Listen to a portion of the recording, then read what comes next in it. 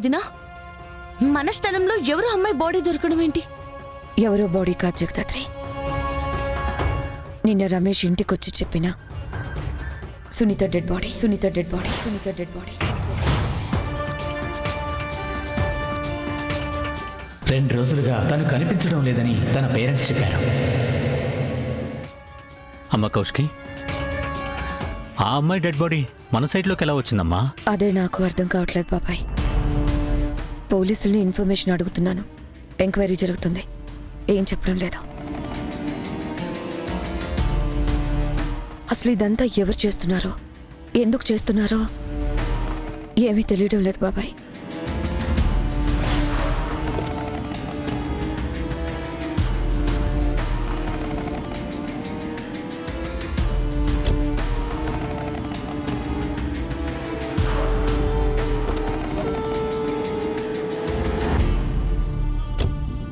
నిషిక, నీతో మాట్లాడాలి.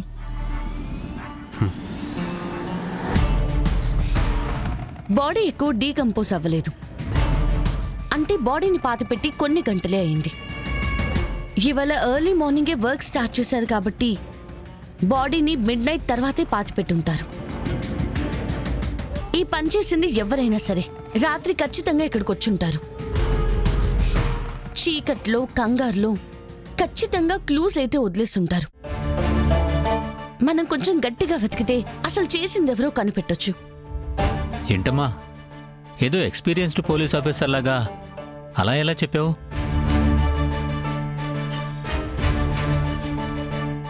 అది మావి గారు, దాత్రి వాళ్ళ అమ్మ బుక్స్ని నోట్స్ని ఎక్కువగా చదువుతూ ఉండేది నాన్న. వాళ్ళ అమ్మ తనని డిపార్ట్మెంట్లో జాయిన్ చేయాలనుకున్నారు. అయితే పోలీసులు దీని వెనుకున్న వాళ్ళని కనిపెట్టేస్తారు కదా జగదాత్రి?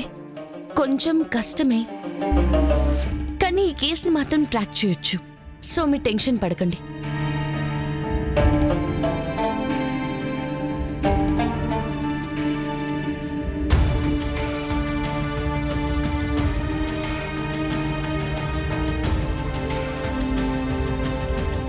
ఏంటి దాత్రే, వాళ్ళు క్లూస్ కోసం వెతకకుండా టైంపాస్ చేస్తున్నారు? అదే నాకు కూడా అర్థం కావట్లేదు కేదార్. ఇన్వెస్టిగేట్ చేయకుండా ఇంటర్వ్యూ చేస్తున్నారు. క్రైమ్ సీన్ని సెక్యూర్ చేయనే లేదు. ఇక్కడందరూ గ్లౌజులు లేకుండా అన్నీ ముట్టుకుంటున్నారు. చా, చూస్తూ కూడా ఏం చేయలేకపోతున్నా. నువ్వేం టెన్షన్ పడకు దాత్రే, నేను వెళ్ళి ఏం తెలియనట్టుగా ఫొటోస్ తీసుకొస్తాను. వాళ్ళు కేసుని క్రాక్ చేయలేకపోతే మనకి పనికొస్తాయి. ఓకే.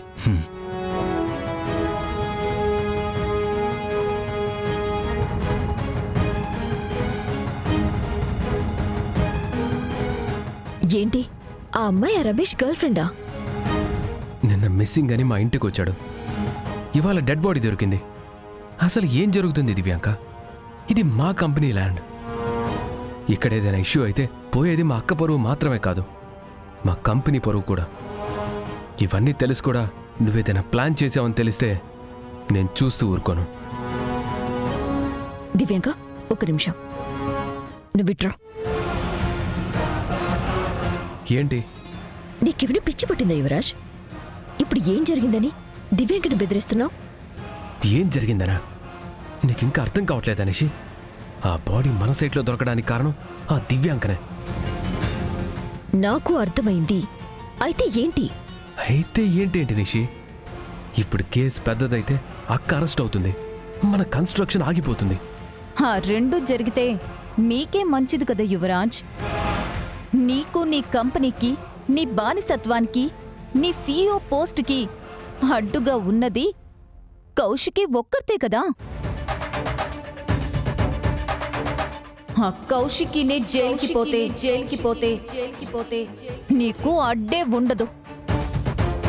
ప్రాజెక్ట్ ఆగిపోయింది కాబట్టి కంపెనీలో ఒక్కసారిగా టెన్షన్ పెరుగుతుంది.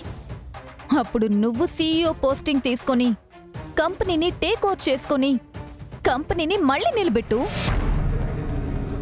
అప్పుడు మీ ఇంటికి నువ్వే కౌశికివి. కంపెనీ, ఇల్లు, ప్రాపర్టీస్ అంతా నీ కంట్రోల్లోకి వస్తుంది. అక్క చాటు తమ్ముడుగా ఉంటావో అక్కని తప్పించి సీఈఓ అవుతావో ఇక నీ చేతుల్లోనే ఉంది.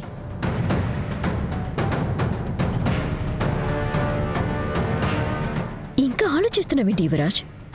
మనం ఇంత చేసింది, ఇన్ని రోజులు కష్టపడింది దీనికోసమే కదా. దేనికోసం నిషి? కానీ నేను అక్కని గెలిచి సీఈఓ నవ్వాలనుకున్నానే కానీ ఇలా జైలుకి పంపించి కాదు. చూడు యువరాజ్, మంచిగా ఉండి కష్టపడాలో, కొంచెం స్వార్థంగా ఆలోచించి సంతోషంగా ఉండాలో మన చేతుల్లోనే ఉంది. నువ్వు మీ అక్క కోసం కష్టపడతావేమో కానీ నేను ఎవ్వరి కోసమూ కష్టపడలేను. దివ్యాంక, నీ ప్లాన్ ఏంటో నాకు తెలియదు కానీ అది ఏదైనా సరే నేను నీకు హెల్ప్ చేస్తా. మా వదిన జైలుకి వెళ్ళాలి అంతే. ఏంటి యువరాజ్, నువ్వు అటా ఏటా? ఇటు రావడానికి టైం పడుతుందేమో కానీ అటైతే కాదులే దివ్యాంక. నాకు క్లారిటీ ఉంది. గుడ్, నాకా మాట చాలు. ప్లాన్ ఏంటంటే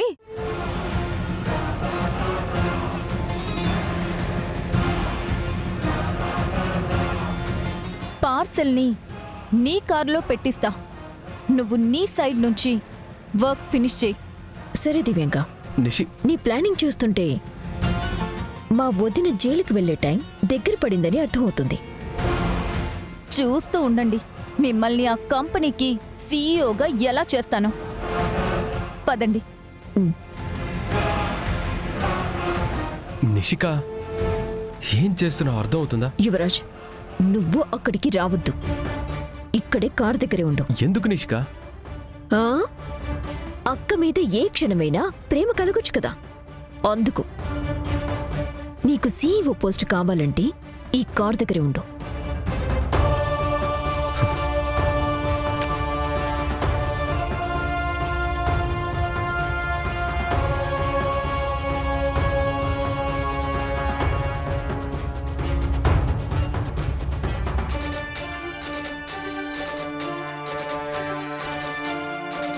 అంతా ఓకేనా? మొత్తం తీశాను. అమ్మ కౌశికి, ఈ విషయం రమేష్కి చెప్పావా? చెప్పాను బాబాయ్. సురేష్ అతన్ని తీసుకొస్తున్నాడు. రండి సార్. అదిగో వాళ్ళు కూడా వచ్చేసారు మావయ్య గారు.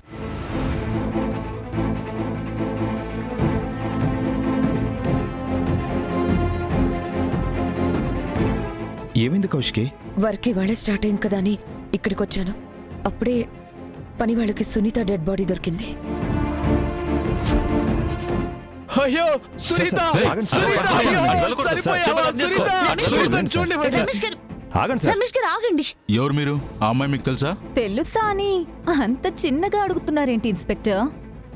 ఎలా తెలుసు, ఎంత క్లోజ్గా తెలుసు అని అడగండి.